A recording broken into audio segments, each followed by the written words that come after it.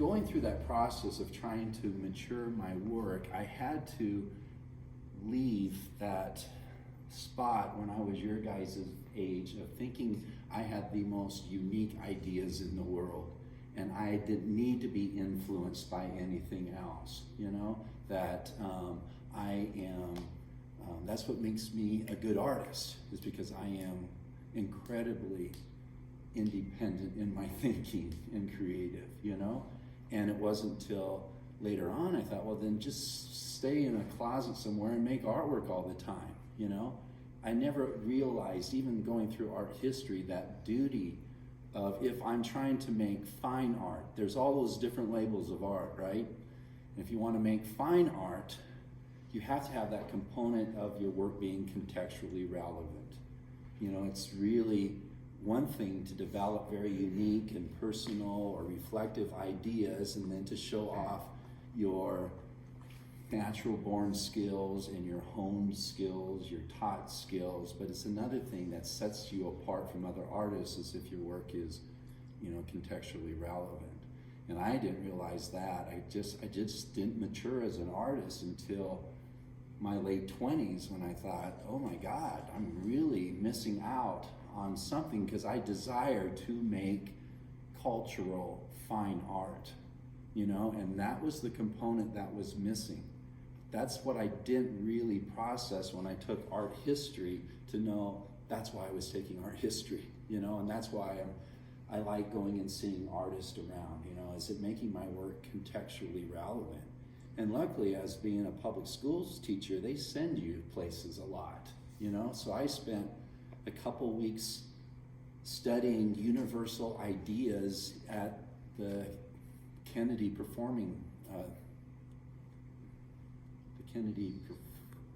what is it called? There you go, the Kennedy Center.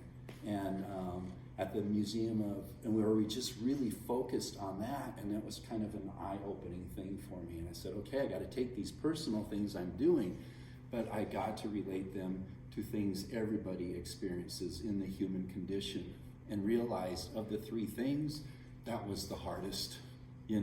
It's one thing to come up with unique and creative ideas, those things, and other things to try to be as skillful as possible, but to say, hey, I'm a citizen of the world right now, and my artwork needs to reflect that if I want to make cultural fine art. Wow, that's hard, So through that, you need your personal experiences to power your work.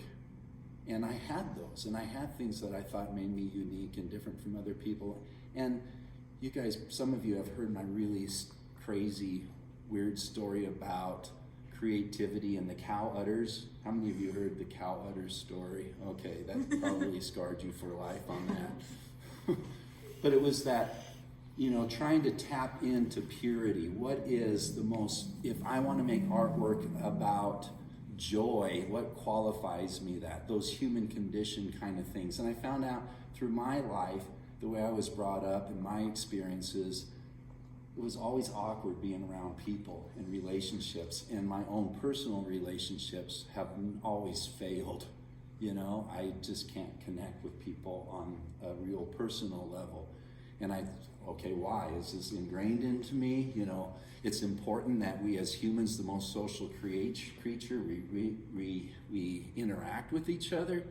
And why is that just something I really concentrate on? So taking those really personal things that I was making artwork about, that almost was like therapy, and not stuff other people identified, but thinking everybody thinks about relationships, So that thread kind of goes through a lot of my artwork. And lately another thread kind of happens about thinking about the condition of the world right now and how much healing we need going on. So there's not very many pieces in the show, but I try to bring those in. And kind of quickly, I have some thrown objects just to show this is a faculty show, and I teach both throwing and hand building, so I wanted an example, that fit what was going on, but to show that it was thrown work and not hand built work. So that kind of goes into here. So starting here with this wall is what that is going on is with the relationships. Thinking about the interaction. I think it was Sydney that asked the question, why are they looking at each other but they're not touching? Did you say something like that? Mm-hmm. And that was really important. This negative space in between, this energy, this ma in between is they never really get to interact with each other.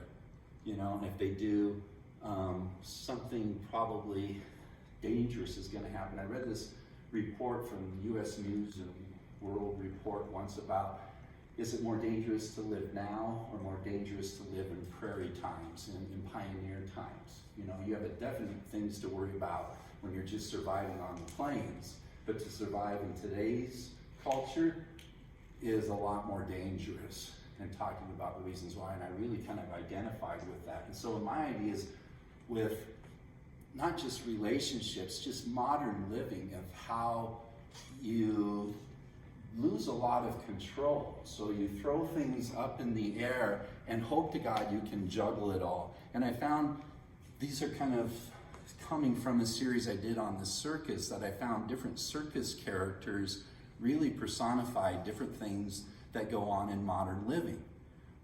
Interactions between circus characters, going to the top of the circus tent and feel you have to perform for everybody.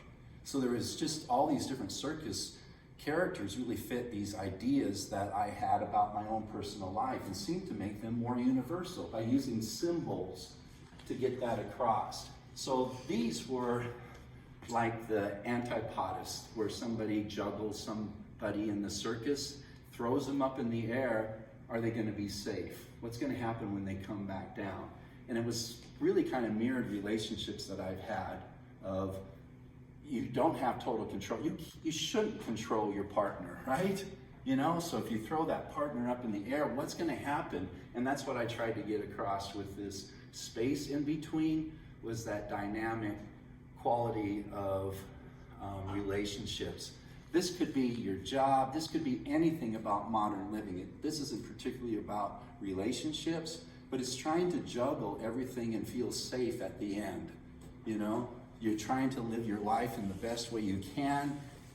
And I don't know about you guys, I have screwed up a lot in my life, and I've had a lot of joy in my life also, you know? But that whole process of putting yourself out there and living life can be dangerous.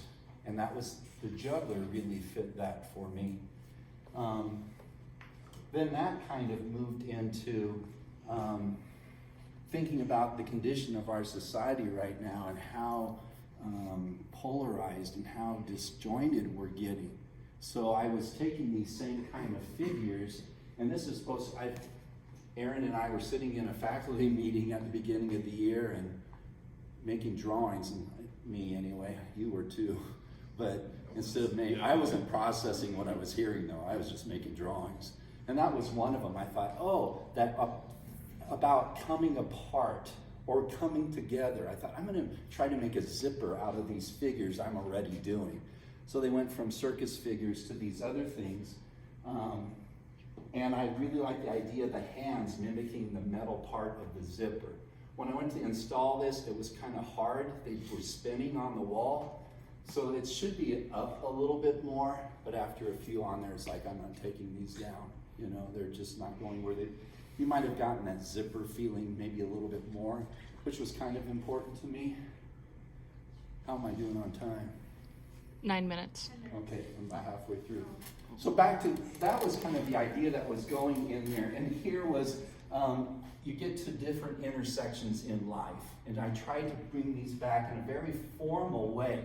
You know, trying to lose a little bit of the emotionalism and the meaning and make him just fun to look at. So like the little fingers coming together, I thought that was just fun.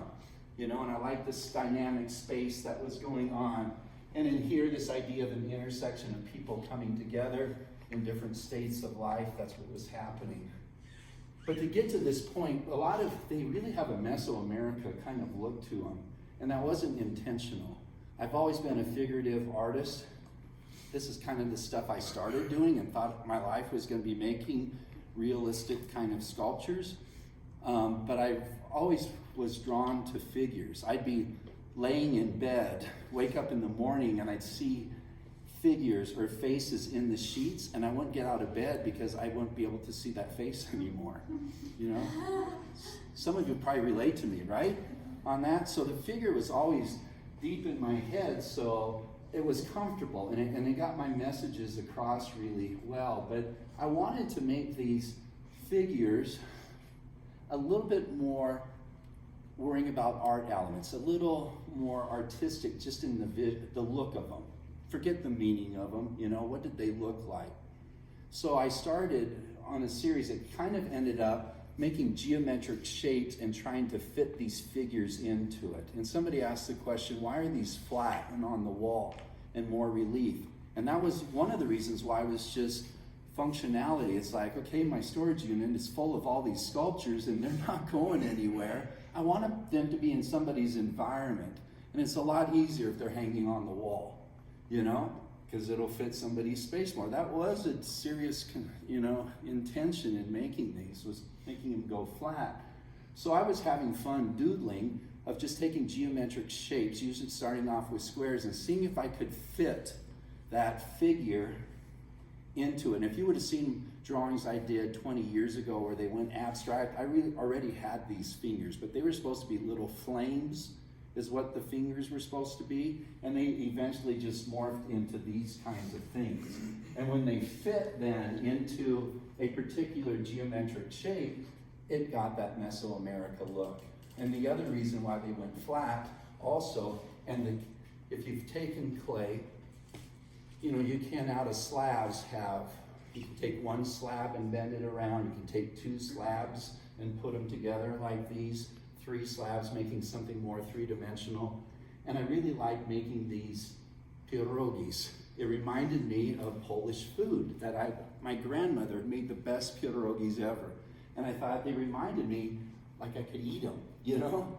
So it was just kind of a warm feeling when I make them. Another reason they became poofy like that, you know, is I guess pierogis, if you don't know what they are, is a ravioli. Except in Polish food, it's really bland. So it would be sauerkraut, dried cheese, mashed potatoes. That's usually what goes in those little pockets. Really healthy living. Yeah. So, and I like the way they looked. And I liked a little bit of shadow. And they can go in somebody's environment a lot easier than something that you have to get around. And it was kind of important for me. Sometimes you make art just for art's sake, you know, like him. I don't know what I'm going to do with him after this show. You know, I don't particularly want him in my environment.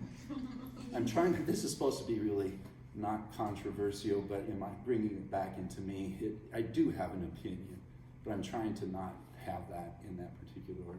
So that's what was going on in there. When you walked in the room, though, it was kind of a new thing that I'm exploring, where these kind of merge, where the zipper was about society and trying to give the viewer the choice when they're looking at it of what they think.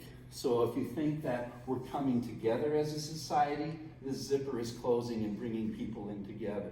Or if you think we're getting more and more polarized, this is being split. You get to decide what it is when you look at it, all right? Doesn't matter what my intention was. And to be honest, on that intention, it was giving you a choice, all right? That made me think of things when we were coming back from all of us. You guys probably don't want to hear this. I should have been paying more attention to the road on the way back from Omaha. But after being like you and all those different ways you develop idea, I was so inspired. One thing, honestly, was from the artwork, but more importantly, many of you watching your faces in some of those spaces that you've never been in those kind of spaces before, that energy and that excitement, and some of you were asking me very genuine questions like, how do we get in these spaces? Why are these spaces different? And we saw a lot of different stuff. That enthusiasm really got into me. And when I do something mundane like driving, ceramics, we talked about that getting in the zone. Driving does that to me because it's so mundane, and then my mind just starts going off. And I thought there was this piece, how much time? You have 5 minutes left. There was this piece of artwork that I always wanted to do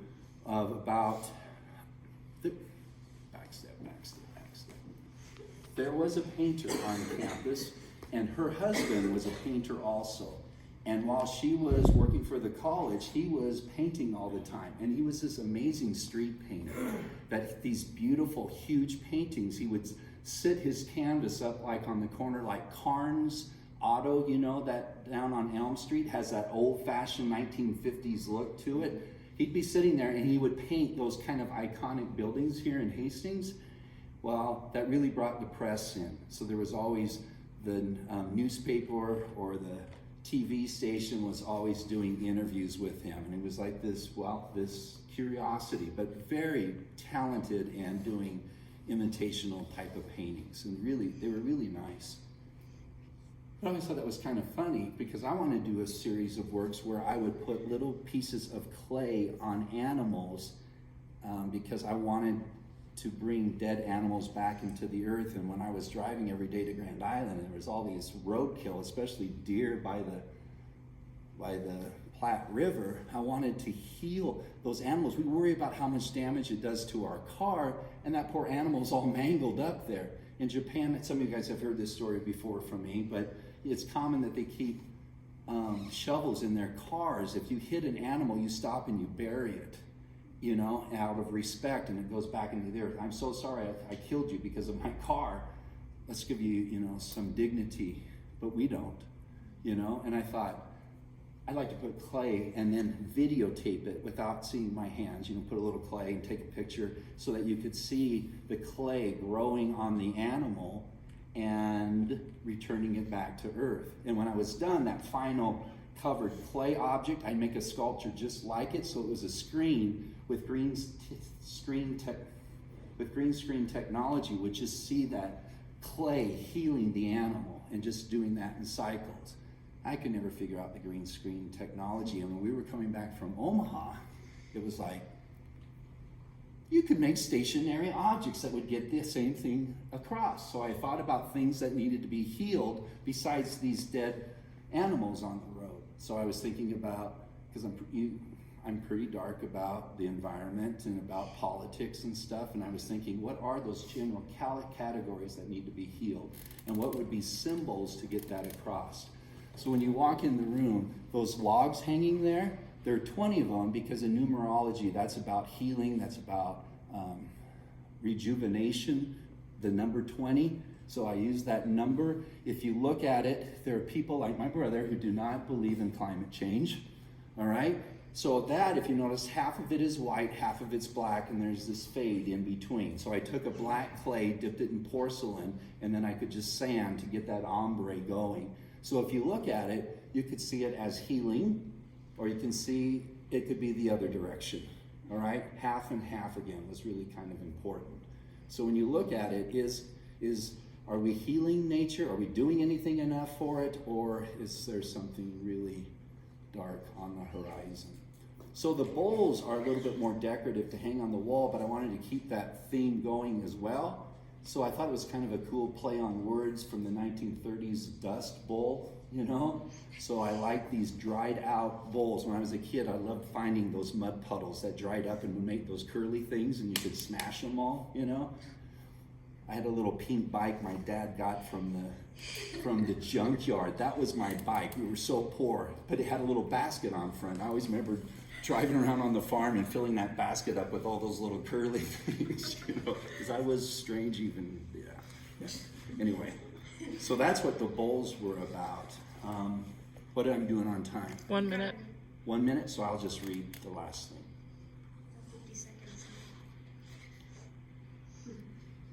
So there is, even though these works kind of look different, there is a tie between it. And I read a statement from Jerry Saltz, one of the leading critics of the world, said, "Don't worry about developing a style or just having one component. Be all over the place." So that gave me license to do that. And I had that pulled up, but since I got 30 seconds left, I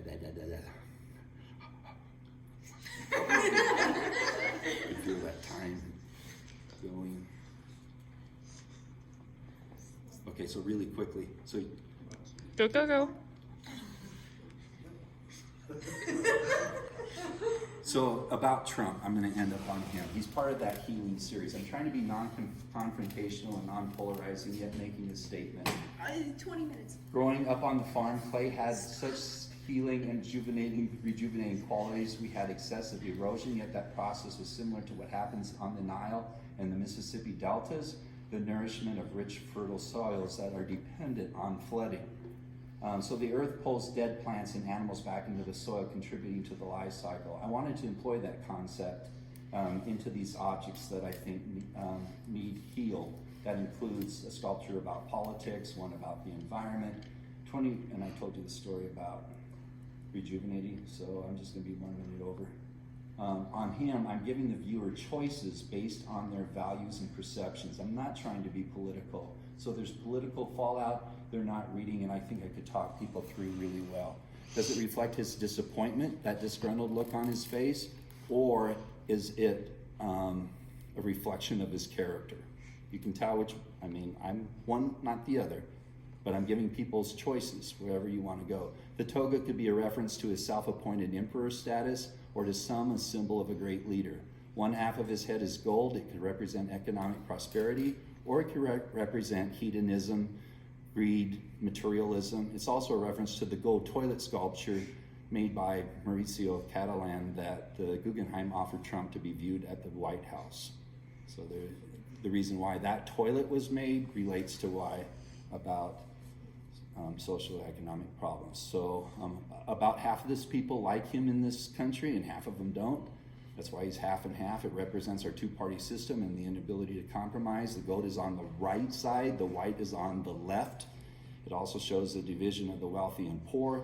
The division is polarizing, and I just like the way it looks. So this kind of stands in the line of artists like Daumier, David, Ingres, Picasso, Roman emperors, busts being put all through the Roman Empire, clay artists, Notkin and Warashina, who do very politically charged pieces as well, like Robert Arneson. So there, sorry, I went over a minute.